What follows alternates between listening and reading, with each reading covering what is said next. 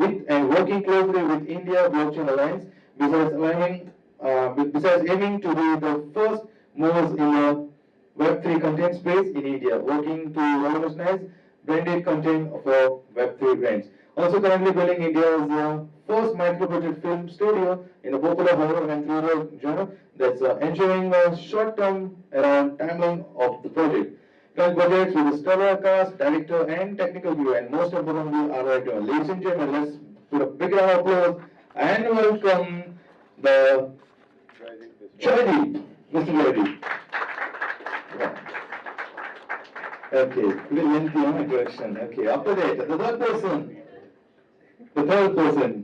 the third kind of discussion partner. We got, okay, he's a producer of a national award-winning political thriller, The Tashkent Files, Gujarati blockbuster, Chalo Divas, am I right? Have I pronounced it correctly? Critically acclaimed Bollywood film, Goodbye in the Traffic Jam, Gujarati tragic comedy, Vikido no Wargo, okay. Gujarati slice of life, that Butchubhai, and Hisab Barabar, with leading R. Madhavan on reels and many more. Passion, dedication, value, respect defines his journey of life. A visionary content producer, is an entrepreneur, real estate developer, tech entrepreneur, fashion week organizer, many more. Ladies and gentlemen, let's put a big round of applause for Mr. Sharad Patel. Okay, next gentleman, we once again welcome Mr. Raj Kapoor. Do you want me to read his profile again? Okay, so Mr. Raj Kapoor is going to be the next gentleman. Okay, and I've got his video here now. Okay, the vast industrious career in the broadcasting and motion picture industry, she has been involved in over 55 films and successfully sold over 2,500 hours of content worldwide, spanning more than 70 markets. She is widely recognized as a trailblazer in international business, licensing, syndication, and distribution, having consistently achieved remarkable milestones by opening new overseas market for Indian films. Not only she made history by powering the release of 3 years in Taiwan, South Korea, and China, which revolutionized the commercial prospects of Bollywood films in these territories. She is renowned for her ability to identify and seize opportunities, transcending geographical boundaries and cultural barriers, ultimately fostering growth and success for the media and entertainment sector, working with the biggest media studios and companies such as Sony Pictures, Viacom 18, Star TV, Reliance Entertainment, Channel V, Sahara One Motion Pictures, and she served as a vice president with Liongate Hearing Licensing, Theatrical and Content Partnership. Currently, she moved towards her passion, has produced the first ever Taiwan-India co-production, Demon Hunters, under her banner Kleos Entertainment Group.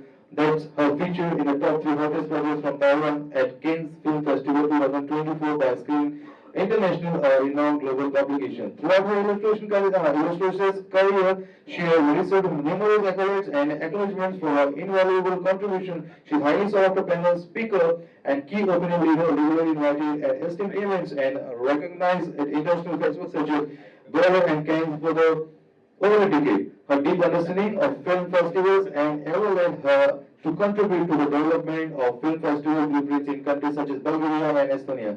Well, ladies and gentlemen, in a recognition of her exceptional achievement, she has been honored with prestigious awards, accolades, and regularly invited to speak at prominent forums such as Digital Devos 2024, BRICS, WBA 224, and many more. Ladies and gentlemen, let's put a big round of applause and welcome Mrs. Whatever. Okay, doesn't matter. Gayathiri Guliani. Okay, there she comes. That's the first lady on the stage, so let's give a big round of applause for her. Okay, the next gentleman. Okay, he has over 34 years of rich cross-border and growth-driven business leadership and organizational development experience in various geographies.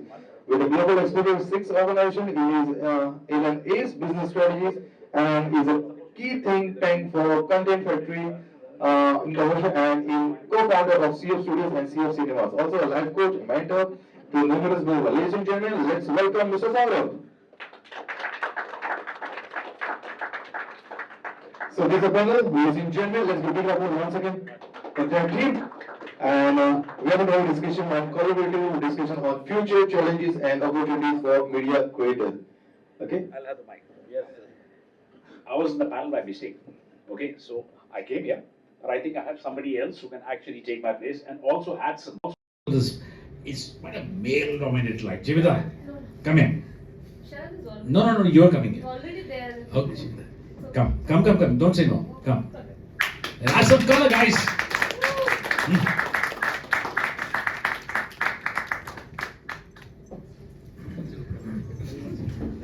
So, Right, so I come. don't have my profile.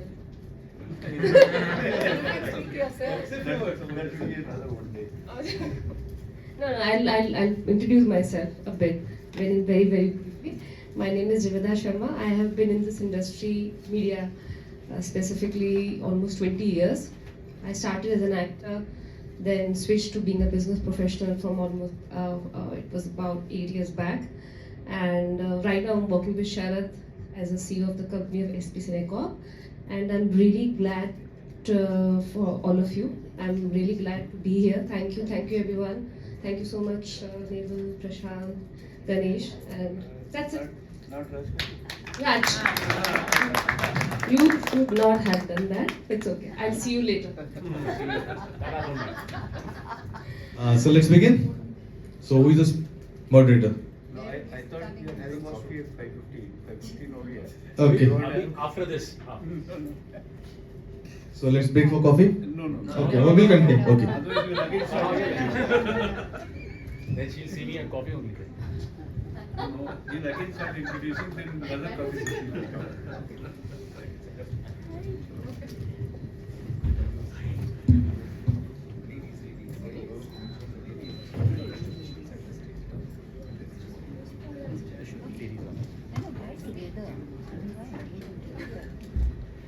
Joy.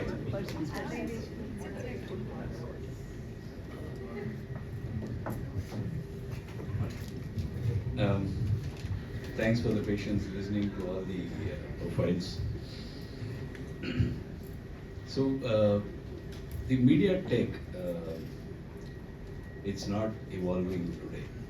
You know, I've been seeing changes in this industry for the past 43 years. From pen and paper, it became mouse and keyboard for the animation industry. Similarly, from celluloid to the hard disk and stuff like that. You know, it is constantly evolving, constantly changing, constantly transforming. The kind of visual effects that we used to do when I started my career is that hero, heroine running around the tree, then the tree becoming color, and then the hero, heroine becoming black and white, or the hero gives a flower to the heroine, hero, heroine becomes black and white, the rose will become rose, all those kind of bullshit that we have done in our life. But now it's completely different. And there's one more problem we had when we were in the visual effects. The 3D animation just came in mid-80s. So the machine was so powerful, if there is a mistake in the 3D modeling, it will stop rendering. So we will put it for render and go home and come back, it has stopped where we started. Now, it automatically corrects and finishes the work. So you don't need to really bother about all those kind of stuff. So the technology has evolved very hugely. But on the content side, you know, like, are we producing a lot of ethical content? What kind of message that are we giving? So, Saurabh, can you please Take this mic.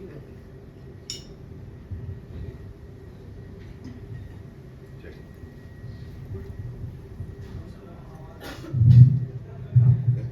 Yeah. Thanks, Ganesh. This is a serious conversation when you start talking about ethics, and primarily from the viewpoint of any producer, there's a constant challenge. So, Ganesh and I were talking about this over the breakfast table, and we came to a scenario where said, hey, Cartoon Network is the most violent channel there. Do you think so? Yes, yeah. So, parenting, as parents, I'm sure not all of us are parents. We've always had this concern, what is my kid getting exposed to? Are producers at this moment considering all of that, or they're talking about their monies basically. Is that true? Is the censor board actually working towards that in some manner? God only knows. Is the judiciary going to step in and say there's no freedom of speech? God only knows. Can't happen. Do producers need an ethical and a moral compass when they start thinking about what they're going to produce? OTTs, I was talking to Gayathiri a short while back and I was saying there's no regulatory body in the OTT space today. They are policing themselves based on the market feedback they get. What's going to happen as we go along essentially is going to be the absence of this regulatory environment. As producers, we'll have to turn around and say, okay, are we going to tell our scriptwriter, should we do, for example, differential endings for a family audience? Let's say there's a violence scene or there's drug abuse. We're connecting with the teenage audience. What's my purpose? As a producer, I'm thinking about essentially going ahead and monetizing the content that I'm going to create. But what's the social message that I'm making? Am I actually thinking about all that? We've got multiple examples, and I won't take any names, with Netflix, Prime, etc. recent scenario where we've had multiple debates, and we've got a lot of violence, we've got a lot of sex, we're primarily sensationalizing. When I was at NDTV, we were the same story here. We were talking about sensationalizing. At least NDTV would turn around and put their filters on what content would actually go out. But we know that there are multiple channels across who are essentially sensationalizing content primarily to get the eyeballs. And as a producer, when you're creating controversial content, do you have an ethical and a moral compass?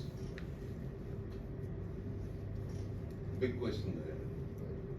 Maybe Sharad can elaborate with his experience on Tashkent Fire, etc. as to where do you attach the filters in the various genres is that?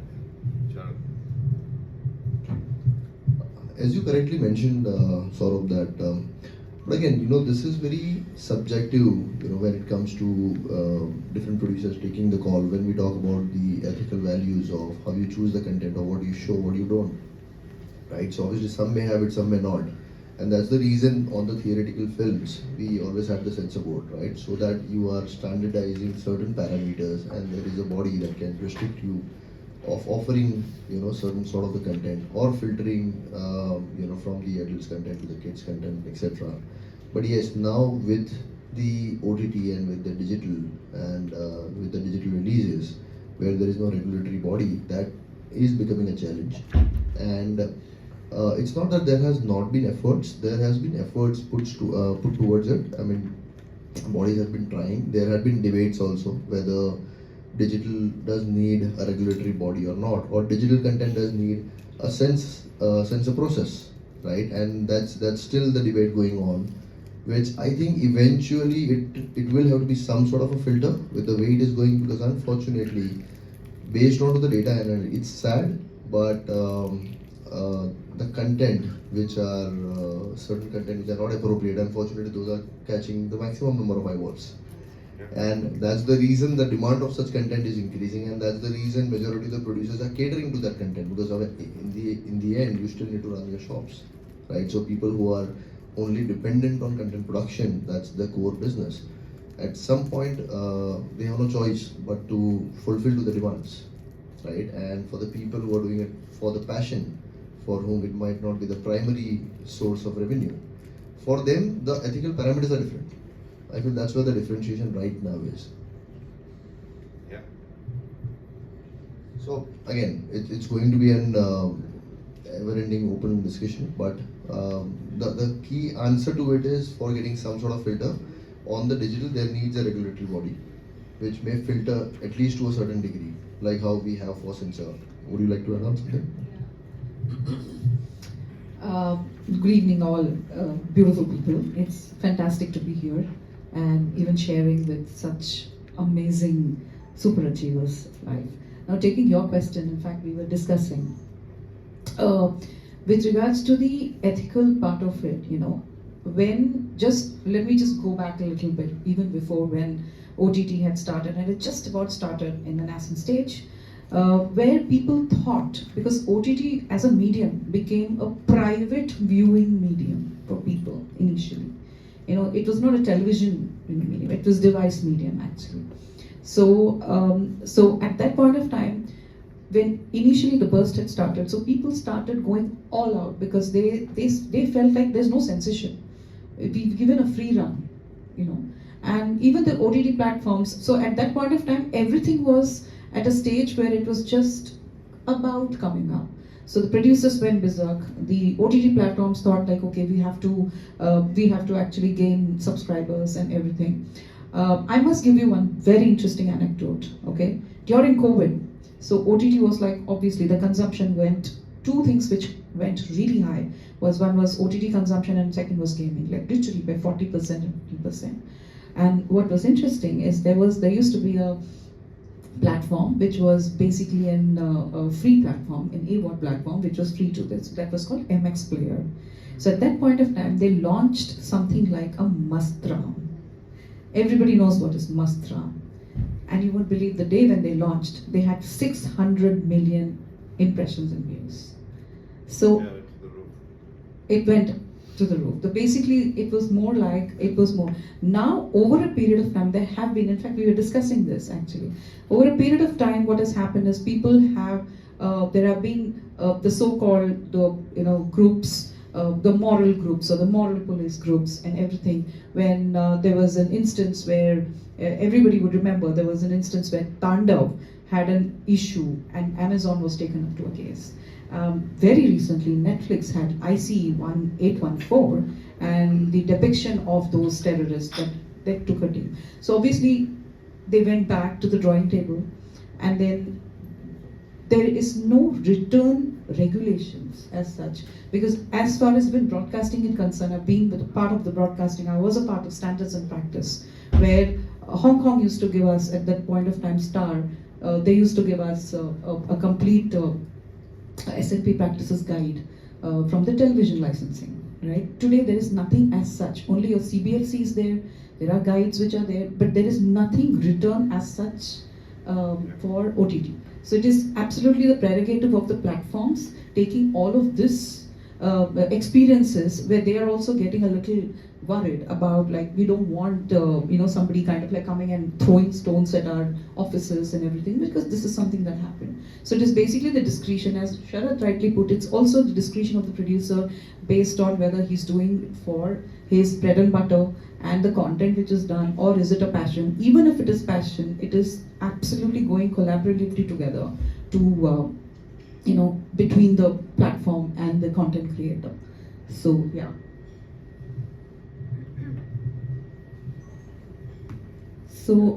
So taking forward, Joy, at this age, how do you create content in terms of, when there is so much of algorithms which are based, and how does creativity come? What is the percentage that you usually use for, to create that balance, or is there a balance? So I'll start off with an anecdote basically. Me and my director, we were brainstorming in our cabin, and I had my ChatGPT open, and we were talking about how we can set up a film in a particular location, what kind of genre, what kind of decor, etc., etc. And we were discussing very specifics in terms of let's set this up in Rajasthan because of the kind of the visual ecosystem that is there, because it's going to be a destination wedding backdrop film, and what would be the decor. So we would use a lot of those marigold flowers and Sanganeri prints, and etc., etc.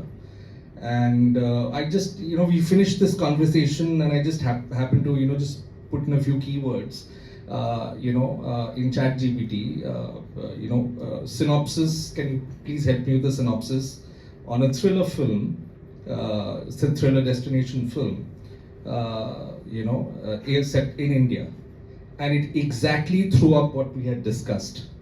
So as far as algorithms are concerned, that's definitely there. The devices are listening into us, whether we put it off or not. And it was quite alarming at that point of time, because it actually threw up specific Sanganeri prints, marigold flowers, Rajasthan, etc., and so on and so forth. But having said that, algorithms also, help in terms of giving us a push in terms of sometimes there are thought processes which we are not very clear about, and algorithms are basically gives us a push into taking it further, deep diving into it, broadening it. So at the end of the day, any kind of discussion that we have as far as content is concerned has to come from not just, of course, a thought process is extremely important, but I would say the algorithms become a third eye, which gives us a different kind of a perspective, to be able to get, the correct vision to move forward. So yeah, it does have its positive parts, and it does have its negative parts. Sorry, I need to share something before Jividha speaks. Joy said that the systems are listening whatever we are speaking. So there was one guy who tells Alexa, book a table for me and so and so. When he said for the third time, Alexa asked him back, does your wife know this? So, Jividha, with these kind of technologies that are coming out, what kind of a challenge that you face in the production and actually on the field? They are helping it for sure in production. Technologies are always here to help us. It's not, I can understand some group of people are scared because maybe they're not enlightened enough about the technology we are having right now. But technology definitely they're helping us in many forms, in many areas, which were imperfect when we were not using it. So, and definitely most of the people right now want to work on the technologies and the production side or either the writing side. And it's giving us more clearer picture, more clearer vision of what we want to do also. Because it's the pre-production part of it, of our film is very important. And there are numerous apps or numerous softwares which we are working on, which a lot of people are also working on. The latest is there's a film called Border 2 is making right now. So there's whole lot of pre-production is happening there. And there was one film earlier which was like Bhool Bhulaiya 3. And the difference between the two films, like the production part of it, they were not using the Bhool Bhulaiya 3, were not using any tech. They were like doing the old school type of filmmaking, old school type of writing, and then going to the pre-production and writing on the set, not preparing themselves, and it was chaos. The chaotic situations happening on sets. Nobody was happy doing that. On the other part of it, there is a film which is right now is making the Border 2. Everybody is a tech savvy person there. They are actually using it to improve it, their efficiency, their time also. Sometimes technology is not only helping us, they are also helping us to time effective. It's making us more productive. So yeah, it's definitely helping us, and it's here to help us. That's it. See, humans are always humans. It will your emotions, the emotions you want to show on screen, that will never go, never ever go. So I always say to everyone, stop taking this as a threat. Oh no, this job will go off. Now everybody will work on this. It's there. It's definitely our command, and then it comes out. So definitely technology is helping us in every form of a production, and I'm sure everybody agrees here. Also, whoever is doing Joydeep, Gayathiri, Saurabh, Sharad. So yeah, so it's making sense to us and to everyone. Thank you. A couple of things I wanted to tell and close this session.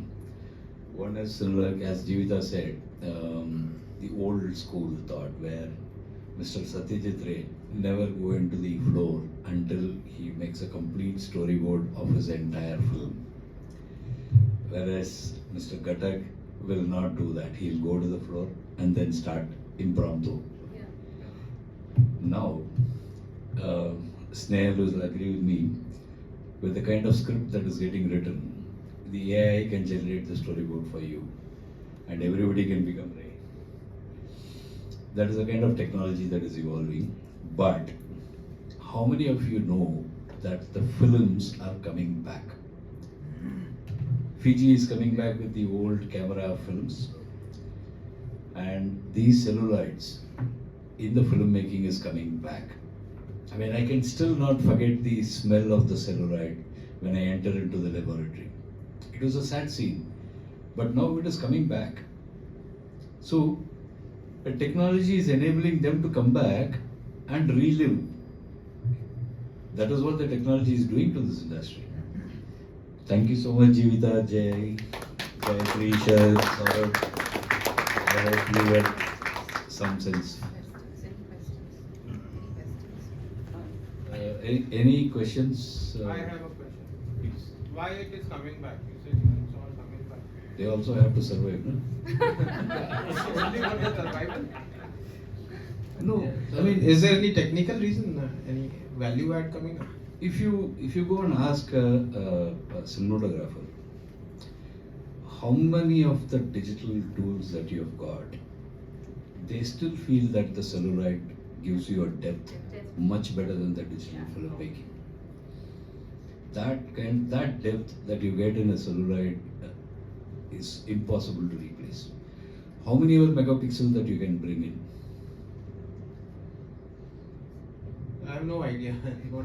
I mean, I'm saying how many ever megapixel Apple, Samsung, whoever brings in, but the celluloid got depth, it's impossible to replace. I hope Joy, Sharad, Gayathiri will agree. It's the quality. It's the quality and the depth that you're able to even see who's also sitting right behind, just not the foreground, even the background, the colors, all of that. So there is a sense, there is a certain quality that a real film brings.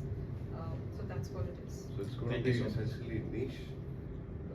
Yeah, It can't be masses anymore because it's actually moved out. Everything's gone from celluloid to digital. Right. So if you look at all the platforms, projection platforms are all digital today. Theaters are all digital. So it's going to be niche. It's going to be the purest zone. So, but even today, there are certain directors who believe that they work. They are like top of the line directors who still believe that there's a certain scene that they want to shoot. They will shoot in their own, in the old format.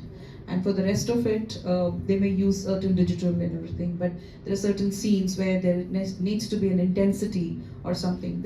I'm talking about the topmost directors whom we really, really cherish and we look forward to seeing the films. So it's going to be essentially hybrid and then eventually Exactly. back to Exactly. the digital. Because eventually when it is going to theatrical also, the format is converted, right, into a DCP. Yeah. That is different. But then that DCP does not impact the format that you've shot. And then when it's a digital, when you're giving it to a platform or a TV, they have their own formats like ProRes and all of that. So that doesn't impact your theatrical experience, which is there. So it's going to be a hybrid. And also in terms of color correction, what we call as grading. The cameraman sits and he decides how he visualized when he was shooting that film. He decides how the colors should come. But now it's automatic. The computer decides. It picks up something from here, something from there, and says this is the color. One more question. I grew up watching Tom and Jerry, and Yeah. when you, they're of course one of the most violent cartoons ever. JP, I still watch Tom and Jerry, and most of my T-shirts are Tom and Jerry. Exactly, right? Exactly. It's a classic. It's a classic. So the psychologists, of course, they say that because they had classical music inside that, it sort of counterbalanced the violence that was there. But you all made an interesting point when you all asked about OTT platforms requiring to have governance. And given the dynamic nature of content that keeps coming onto them, how do you envision that a governance body would operate, or what would it look like? Just want to pick your brain, since obviously it was a very interesting conversation. I think Gayathiri is Since you probably said best pick your positioned. brain, so it is not for me. Gayathiri is best positioned to answer this. So if you realize, JP, over a period of like last 1.5 to 2 years, from the time when Sacred Games came, when the time when Mirzapur came, and all of that, if you actually see, there is a bit of violence that is reduced. So I am not saying, I'm not looking at Spanish, I'm not looking at Korean, because they're all acquired, right? And they go on a global platform. So the acquisitions happen from a different place. But when you see the originals that are being made at this point of time, whether it's a film for a certain platform or for a web series as such, there's only a certain degree of violence or something if it is required. And yes, right at this point of time, it is self-governed is the word I will use. Because nobody at this point of time, when anything and everything started at that point of time, whether it was a consumer didn't know what to expect. Consumer was just being fed, right? The producers were being told. The producers felt that this was a great expression without any censorship, because TV has a censorship. TV has a time-band censorship, right? So they were like, okay, fine, this is our expression and we're going to go berserk with that. But eventually, on the other side of the business, which is the platforms, and while the subscribers and everything were their focus points, but content is also, because content is what is going to give them the conversion. And then the cases coming up onto them, definitely it affects, not only, it has a cascading effect and a domino effect all across through their internal management systems. So then there comes a mandate. So there are internal mandates that are basically given to a certain creator or the creative team, where it says this is acceptable, no, this is substandard. So if you actually watch, a little bit, just pay attention a little bit, like the kind of content where, let's say, a platform takes, or the big two, whatever, and when you look at the other one, there will be a stark difference in the quality of it itself. The way the production is shot, the way the content is given to them. It also concerns in terms of, these are the certain checklists which happen, which is the geography that they are serving, what is the consumer psychograph that they are serving, and what do they want to communicate, and what their brand of their own OTT wants to stand for. But it's still going to be self-policed. It is, as of now, it is going. There have been conversations. There have been conversations about having. There were initial, like the TRI and all of these censor boards and all. They were planning to do that. But then, how are you going to control? It is something which is beyond. Like today, broadcasting can be controlled. You take off the signals, right? And you control your theatrical. Because there is a certain CBFC which stands, and your censorship happens, classification happens. But how are you going to control World Wide Web, which is basically on the over the top platform? So yeah, for instance, when the telcos are doing something like that, they have an internal system, censor system, that this is the content that we will accept, whether we are acquiring or making. So this is the kind of content we will accept in this. So it's mostly self-governed. Depends on which is the platform and what do they want to stand for and everything. Now similarly, apart from the big two international, if you look at the broadcast-led platforms, there will be a little bit of a liberty. If you look at an MX player, if you look at mini TV, if you look at certain places, there will be a little bit of a liberty. But at the same time, they are serving the youth, so they have to talk that pulse in the language. So down the line in the future, there could be a possibility, there may be a certain guideline that will come, but that will be very basic. It cannot be as granular as a censor board or a television licensing authority has. Thank you. One last point I want to add. See, it's also practically impossible for a censor board kind of a stuff to come on the OTT platform. And today, how many hours of content that we are producing for theatrical. 4,000 hours maximum or 5,000 hours. But OTT content today in India alone is more than 1.5 lakh hours of content is being produced. Who will control, who will censor it? You can't ask AI to do a censorship, right? Probably that might come. It all depends on Raj Kapoor.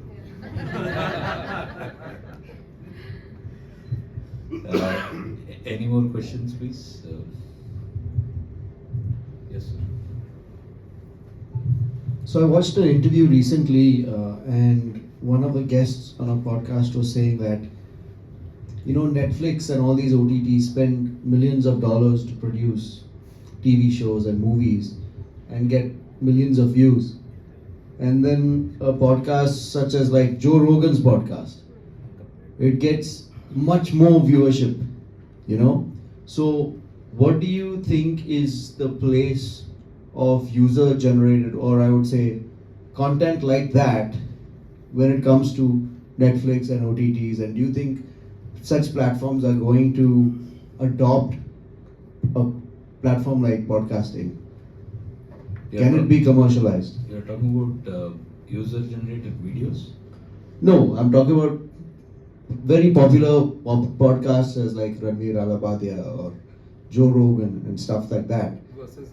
Versus Netflix, who are spending millions on creating content. So basically, it's very simple. There's a one word to it: curation. Most of the times, what happens is, OTT platforms come into various markets, and they think that they've been able to crack the code because they're being fed a particular kind of narrative. That this is what the audience wants, this is what the consumption will be, this is where you will be. But at the end of the day, the audience has a mind of its own. It will watch what it wants to watch, you know. So at the end of the day, popular culture is what drives the eyeballs at the end of the day, because when we are talking about Gen Z and we're talking about the youngsters, that's where the consumption is. Sacred Games is not popular culture.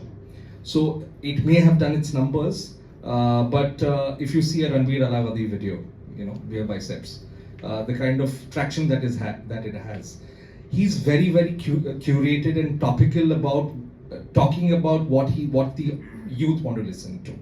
Or for that matter, even a Curly Tales, it has a certain bit of a element of travel, food, fun, youth. It's very, very specifically curated. How many films are there on Netflix or Amazon Prime for that matter, which talk about the kind of stuff that these content creators are doing and what they're killing? Mr. Beast, and so on and so forth. So it's all about curation at the end of the day. The question is, that one more question that can be raised is, why is Netflix or Amazon Prime not the #1 streaming platform in South Africa? Just as one example. Why do they have a localized OTT platform which is killing it? Why in the Gulf region is Stars Play the #1 OTT platform? Why is Netflix or Amazon Prime not #1? So it's all about localized curation at the end of the day for that platform or the team in that platform to understand what the youth and the audience want at the end of the day. So that's it.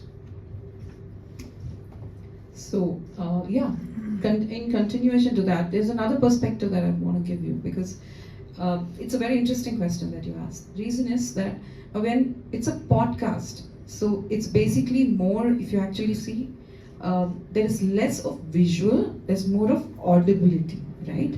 Whereas for any other OTT platform, or this, what is OTT platform? Actually, it is exactly a format converted of what used to be 20 years ago on a television. It's exactly happening. What used to happen on satellite and cable, it's happening in the web space, correct? If you actually, of course, the content is different. There is a lot of localization of content.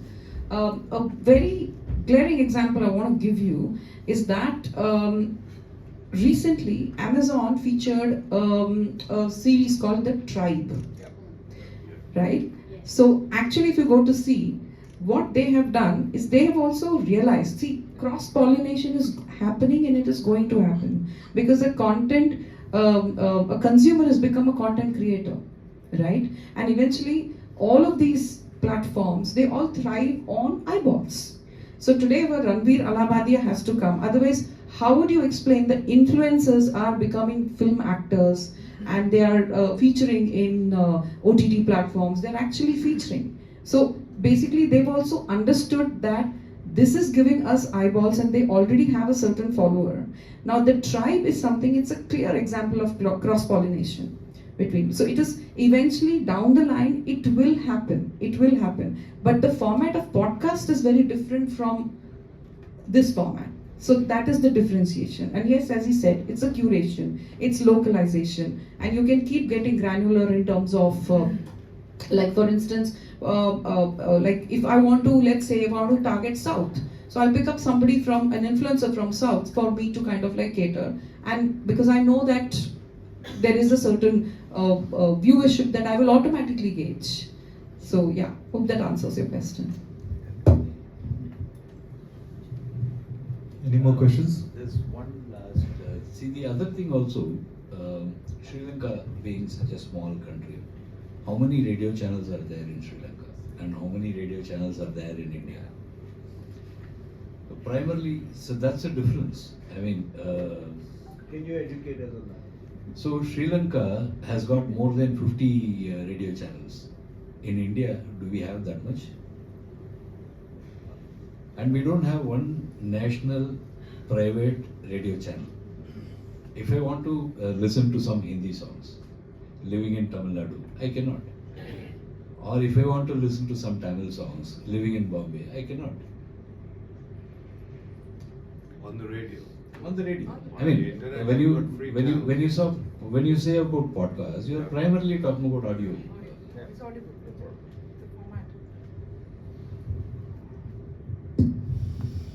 Thank you. Can we wind up? Any more questions? Thank you.